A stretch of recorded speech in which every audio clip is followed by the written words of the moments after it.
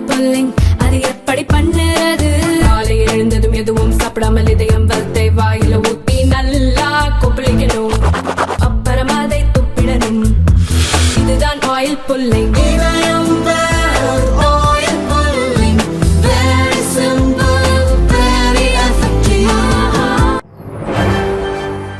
வணக்கம். செய்திச் சுருக்கம். திருப்பரங்குன்றம் மலையேற பக்தர்களுக்கு தடை விதிப்பு. திருப்பரங்குன்றம் மலையில் காசி விஸ்வநாதர் கோவில் மற்றும் முஸ்லிம்களின் தர்கா உள்ளது.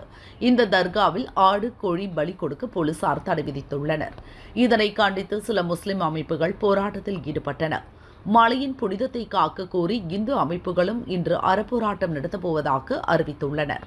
முன்னெச்சரிக்கை நடவடிக்கையாக மதுரை மாநகரில் வெளிநபர்கள் பிரவேசிக்காத வகையில் 144 தடை உத்தரவை கலெக்டர் சங்கீதா பிறப்பித்துள்ளார். இந்த தடை உத்தரவு நாளை இரவு 12 மணி வரை அமலில் இருக்கும் என குறிப்பிட்டுள்ளார். இந்நிலையில் திருப்பரங்குன்றம் மலைக்கு சென்று வழிபட பக்தர்களுக்கு இன்று ஒரு நாள் தடை விதிக்கப்பட்டுள்ளது. மலை மீது அமைந்துள்ள காசி விஸ்வநாதர் கோயில் சிக்கந்தர் தர்காவிற்கு செல்லவும் தடை விதிக்கப்பட்டுள்ளது. மேலும் மலைப்பாதை வழியாக கோயிலுக்கு செல்லக்கூடாது என்றும் படிக்கட்டு பாதையை பயன்படுத்தவும் அறிவுறுத்தப்பட்டுள்ளது. மதுரை மாநகர காவல் ஆணையர் ஜே லோகநாதன் தலைமையில் துணை ஆணையர்கள் ஆகியோர் மேற்பார்வையில் 800க்கும் மேற்பட்ட போலீசார் திருப்பரங்குன்றம் மலைப்பகுதியில் குவிக்கப்பட்டுள்ளனர். இந்து முன்னணியினர் கைது, பாஜவினர் ஹவுஸ் அரெஸ்ட். குவிந்த போலீஸ், பரபரப்பான சூழல்.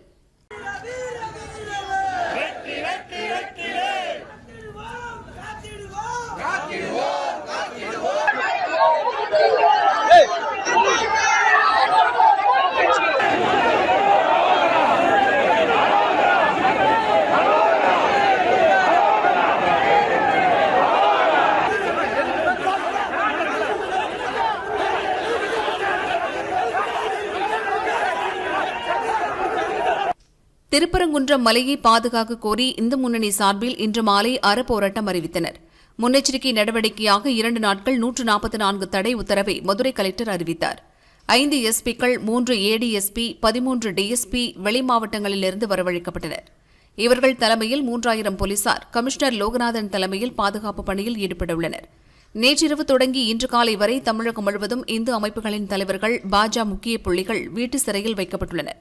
திருப்பூரில் இந்து முன்னணி அலுவலகம் முன்பு ஏராளமான போலீசார் குவிக்கப்பட்டனர்.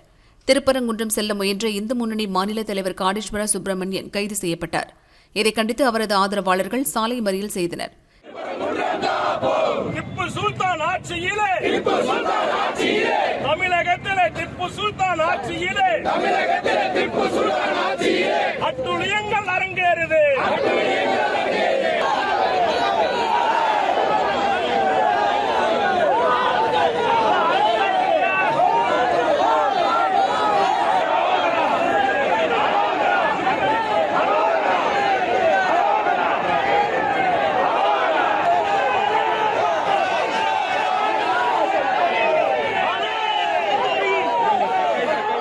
சிலர் தீக்குளிக்க முயன்றனர்.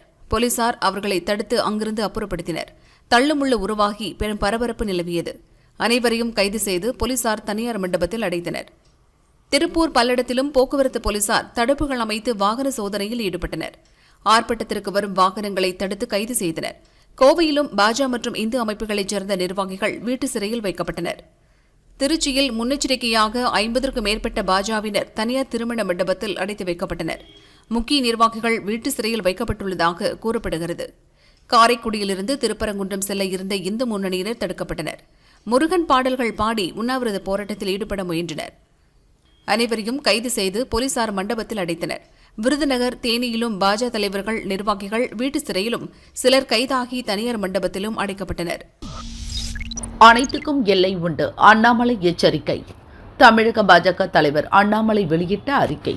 திருப்பரங்குன்றம் சுப்பிரமணிய சுவாமி கோயில் மலை தொடர்பான நிகழ்வுகளில் இந்து மத விரோதமாக செயல்படும் அமைப்புகளை கண்டித்தும் பாரபட்சமாக செயல்படும் திமுக அரசை கண்டித்தும் கோயிலின் புனிதத்தை காக்க இன்று நடைபெற இருந்த போராட்டத்தை தடுக்க மதுரை மாவட்டம் முழுவதும் திமுக அரசு 144 தடை விதித்துள்ளது. ஆனால் தமிழகம் முழுவதும் 144 தடை உத்தரவு பிறப்பித்துள்ளது போல பாஜக நிர்வாகிகள் பலரை கைது செய்தும் வீட்டுக்காவலில் வைத்தும் ஜனநாயக விரோதமாக நடந்து கொள்கிறது திமுக அரசு. அனைத்துக்கும் ஒரு எல்லை உண்டு. திமுக அமைச்சருக்கு ஒரு நியாயம், பொதுமக்களுக்கு ஒரு நியாயமா? பொறுமையும் சகோதரத்துவமும் கொண்ட தமிழக மக்களை சீண்டிக் கொண்டே இருக்கும் தேவையற்ற நடவடிக்கைகளுக்கு துணை செல்வதை திமுக அரசு உடனடியாக நிறுத்திக் கொள்ள வேண்டும். கைது செய்யப்பட்டவர்கள் அனைவரையும் உடனடியாக விடுவிப்பதோடு ஜனநாயக ரீதியோடு போராட அனுமதி வழங்க வேண்டும் என அண்ணாமலை வலியுறுத்தியுள்ளார். சாலையில் AK-47 ரக துப்பாக்கி குண்டுகள் போலீசில் ஒப்படைத்த இளைஞர். சென்னை மியாட் மருத்துவமனை சிக்னல் அருகே AK-47 ரக துப்பாக்கி குண்டுகள் சாலையில் கிடந்தன. துப்பாக்கியில் பொருத்தும்படி அதற்கான மேகசின் கவரில் லோடு செய்யப்பட்டு கிடந்தது. அந்த வழியாக சென்ற தாம்பரத்தைச் சேர்ந்த சிவராஜ் என்ற இளைஞர் துப்பாக்கி குண்டுகளை கண்டெடுத்தார். இது பற்றி உடனடியாக ராமாபுரம் போலீசாருக்கு தகவல் தெரிவித்தார். போலீசார் விரைந்து சென்று 30 துப்பாக்கி குண்டுகளை கைப்பற்றி விசாரித்தனர்.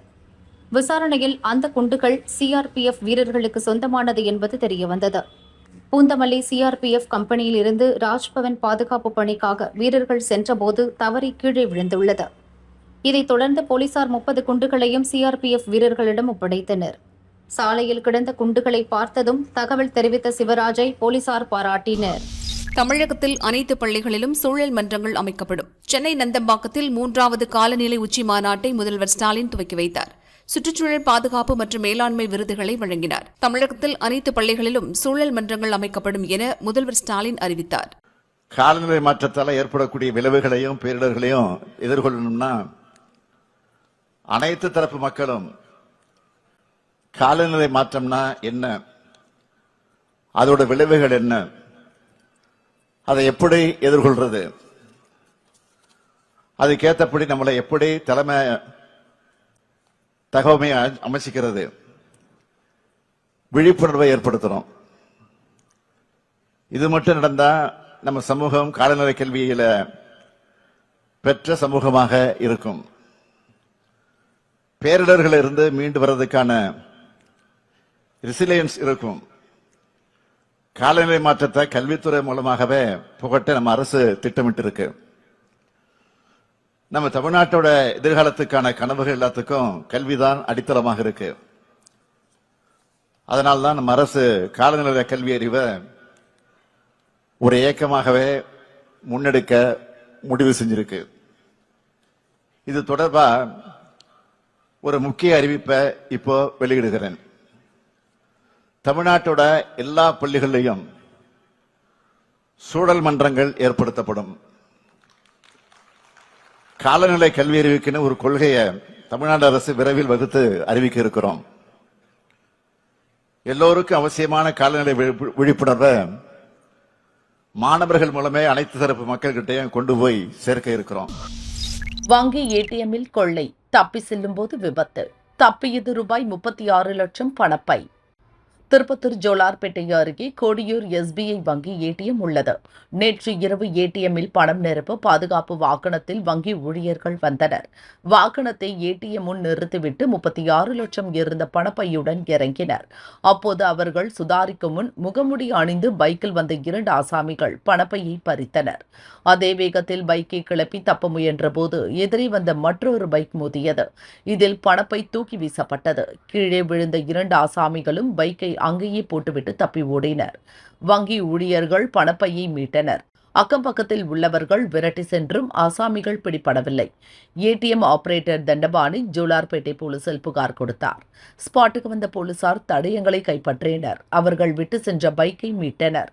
மக்கள் அதிகம் நடமாடும் பகுதியில் நடந்த கொள்ளை முயற்சி பரபரப்பை கிளப்பியது. அங்கிருந்து CCTVகளை ஆய்வு செய்த போலீசார் தப்பி ஓடிய ஆசாமிகளை தேடி வருகின்றனர். தங்கம் விலை புதிய உச்சம். சவரனுக்கு ரூபாய் 840 உயர்வு.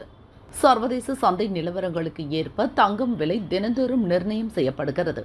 கடந்த சில தினங்களாகவே தங்கம் விலை தொடர்ந்து உயர்ந்து புதிய உச்சத்தை தொட்டு வருகிறது.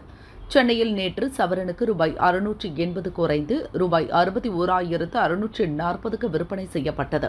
இந்நிலையில் இன்று சவரனுக்கு 840 ரூபாய் அதிகரித்து 62,480 ரூபாய்க்கு விற்பனை செய்யப்படுகிறது. கிராமுக்கு ரூபாய் 105 அதிகரித்து ரூபாய் 7,810க்கு விற்பனை செய்யப்பட்டது. வெள்ளி விலை கிராமுக்கு 1 ரூபாய் குறைந்து 106 ரூபாய்க்கு விற்பனை செய்யப்படுகிறது. தங்கம் விலை புதிய உச்சத்தை தொட்டுள்ளதால் நகைப்பிரியர்கள் அதிர்ச்சி அடைந்துள்ளனர்.